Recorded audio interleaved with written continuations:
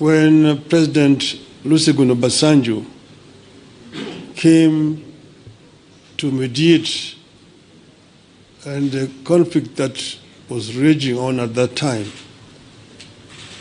we agreed when we sat together, myself and Brother William Ruto, that we would follow the route of dialogue. And that is the reason why NADCO was set up. NADCO then proceeded to dialogue and ended up with a very voluminous report which has contained some very fundamental recommendations. This bill that has now been signed into the law today is just one of those. But the NADCO report contains very many issues which are at the heart of the people of Kenya today. If you see the issues which are being raised by our youth,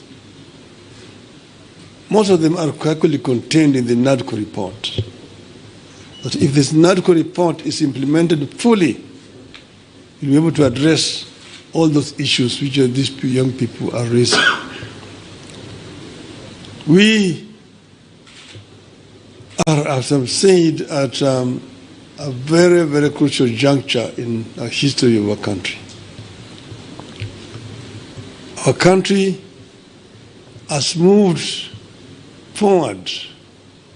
There have been highs and lows in our history of 61 years. We need to move forward.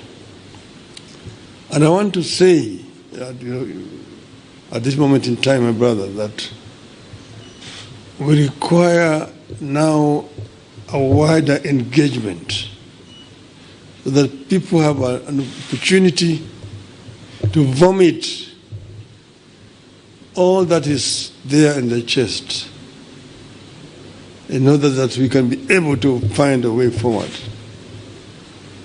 I therefore want to support the proposal of my brother Stephen Kalonzo Musyoka that we have this conversation. It may not take more than 2 weeks, but it brings all the stakeholders together. Today, our society is fairly stratified. Nearly 70% of our population is below the age of 35, the youth. If you say that between 35 and 18 constitute about 40%, we need that 40% to be present when this dialogue is taking place. And then the rest can fill the rest. And then we just talk about the Kenya we want. The Kenya we want convention.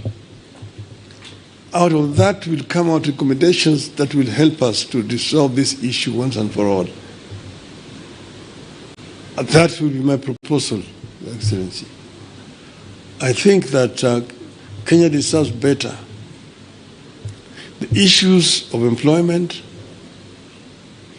the issues of discrimination, the issues of corruption,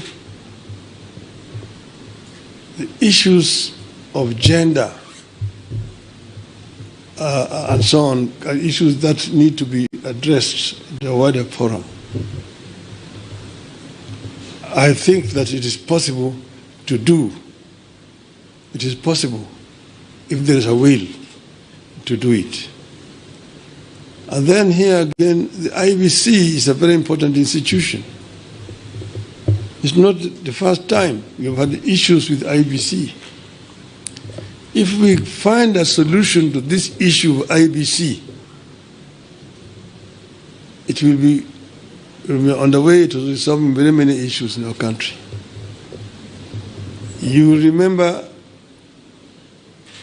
in the last elections, the whole world was stunned when we saw an electoral commission that was completely divided, some saying one thing, others saying one thing. You may be happy that, the other group ruled in my favor. But what example are we showing the world as a country?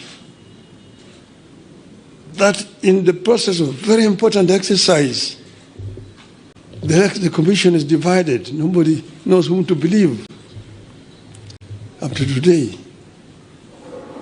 It is a shame on us. And we are sure that we have got men and women here in this country who can actually do a better job. And that will help to unify this country. Last year, we lost 75 precious lives. This year we lost another 40 lives. To say nothing about those who have been wounded, have been hurt. We must prevent this from happening in our country. We should not allow this to continue happening cyclically.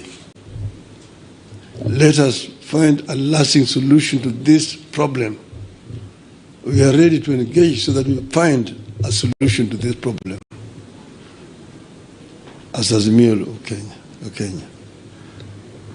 With those many remarks, Your Excellency, now may I have the pleasure to invite my brother, President William Ruto, to address you. Thank you.